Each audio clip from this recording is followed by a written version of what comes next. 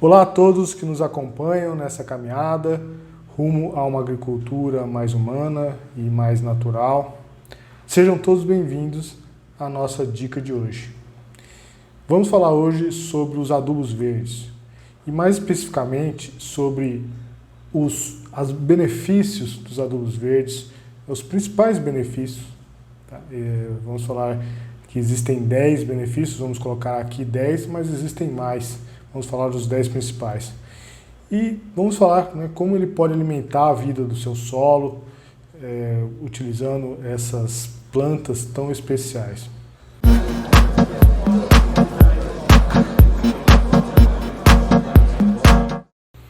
E a gente pode começar falando como as formas, maneiras de serem usadas os adubos verdes.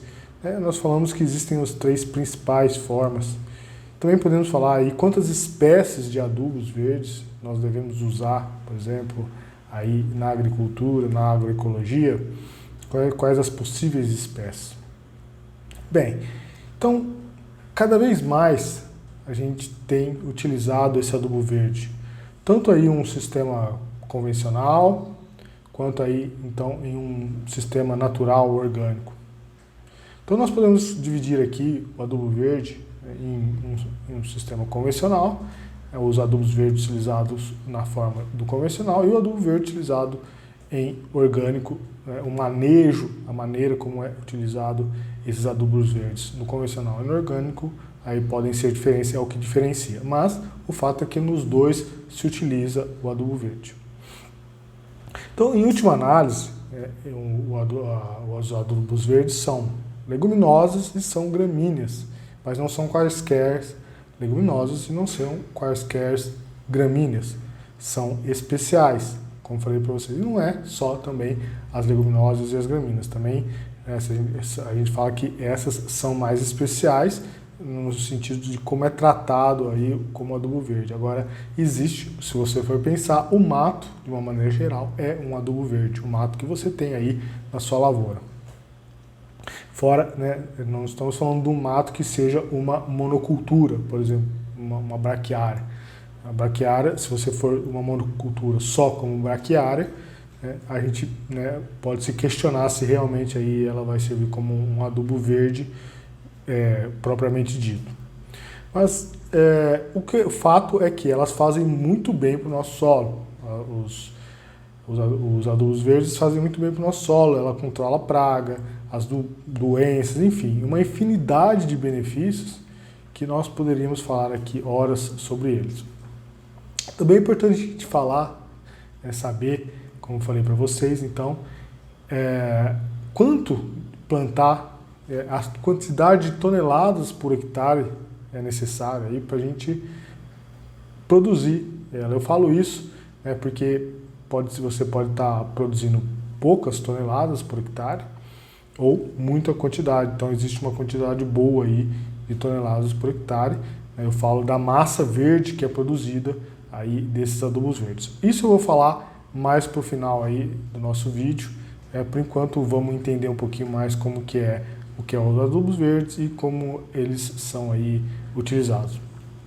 O que vale destaque aqui é que cada vez mais então a gente utiliza mais de uma espécie de adubo verde na mesma área, considerando uma mesma área e numa mesma época de cultivo. Então não é só uma espécie de adubo verde, então cada vez mais a gente tem misturado isso. O que muitos chamam aqui de coquetel. Então o coquetel é cerca aí, você pode considerar de 2 ou 5 a 2 a 7 espécies praticamente aí, já a partir de 2 espécies você já pode considerar aí um coquetel, misturando, numa mesma área e numa mesma época. Isso é bom, isso é bom porque é muito bom na verdade, porque está dentro aí dos princípios básicos que nós queremos em um organismo autossustentável, que é o quê? A diversidade e a integração. Então, a diversidade é potencializada pela integração desses elementos.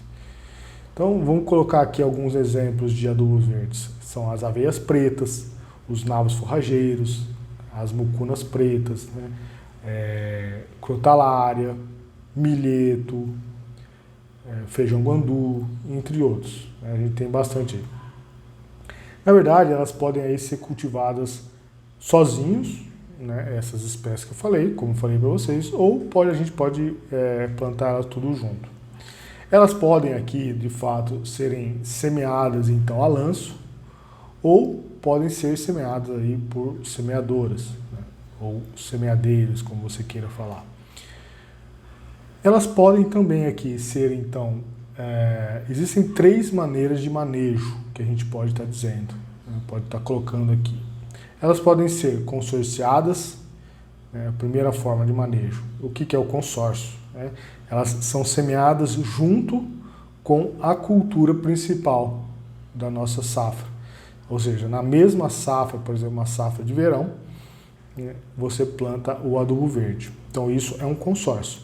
Um exemplo clássico disso é o nosso milho, a nossa crotalária. Né? Então você planta milho com crotalária na mesma cultura, na mesma safra de verão, por exemplo. Tá? Pode ser na mesma safra de safrinha, né? Ou pode ser na mesma safra de inverno também, de cultura de inverno. Enfim, você planta junto com ela. Outra maneira é que ela pode ser semeada aí por sucessão. Né? Sucessão, ou seja, aquilo que você planta depois da sua safra de verão, ou da sua safra principal.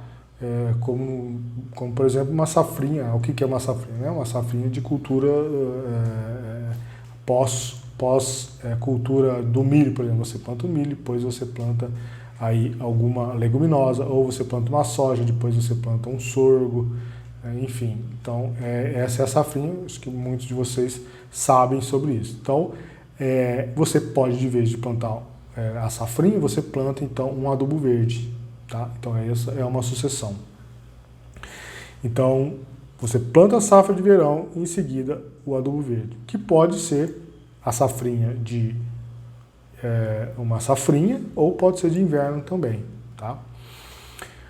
Ou você pode aí fazer por rotação. Né? O terceiro manejo aqui que a gente está falando é por rotação, ou seja, um ano você planta a cultura de verão,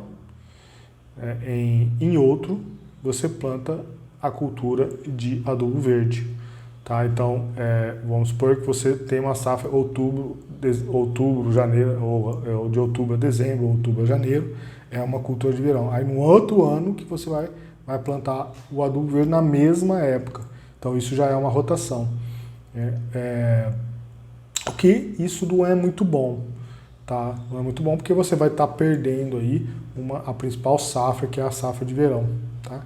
Então, a não ser quando você precisa fazer realmente aí o pousio. Né? O pousio que é o quê? Aquela época em que você deixa aí o solo descansar, né? Você deixa ele sem plantar, ou seja, você deixa ele sem repouso. Então, você pode deixar, nesse caso aí, o mato vir naturalmente.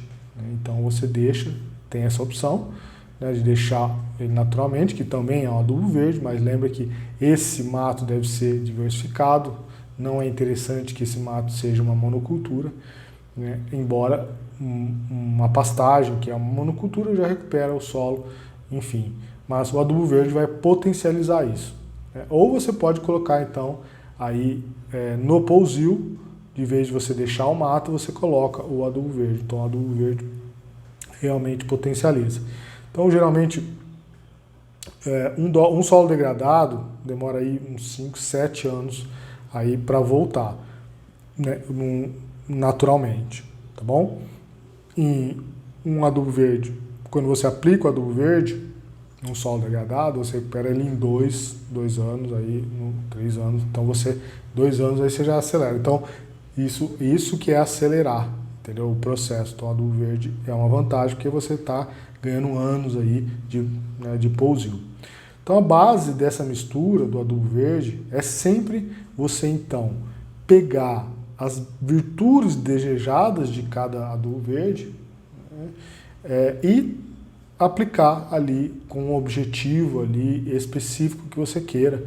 Como, por exemplo, existe virtudes, como eu falei para vocês, de um determinado adubo verde que produz muita biomassa, que a gente quer, que é interessante para a gente. Né? Então, muita matéria orgânica, rico em carbono. Então, ela é produz muita riqueza de carbono, como um capim, como a gente fala, né? Um capim napier, capim elefante, né? Muito carbono, muita biomassa. Ou você pode ter uma produção aí como virtude produção de nitrogênio, ou seja, a fixação de nitrogênio, como uma leguminosa, como o próprio coloquei aí, a crotalária, aí os feijões, enfim, feijão guandu, feijão de porco, temos muito aí fixadores de nitrogênio interessantes. Temos alguns aí descompactadores, aí, então tem como virtude ele descompacta o solo.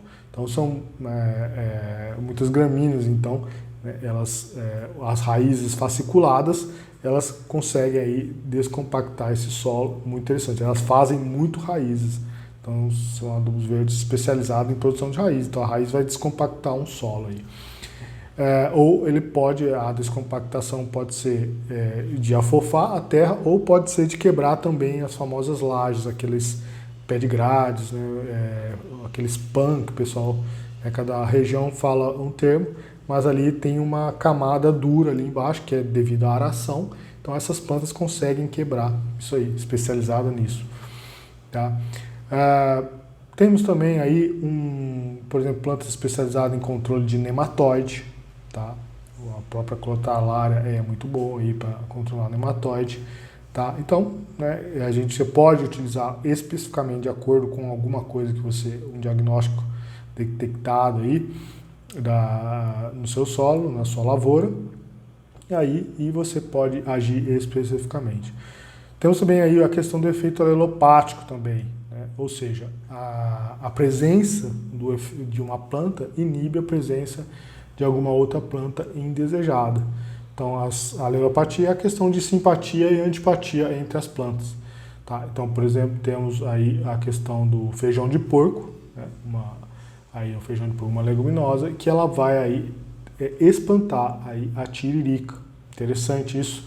Então, ela tem um efeito alelopático, né? Elas não se dão, né?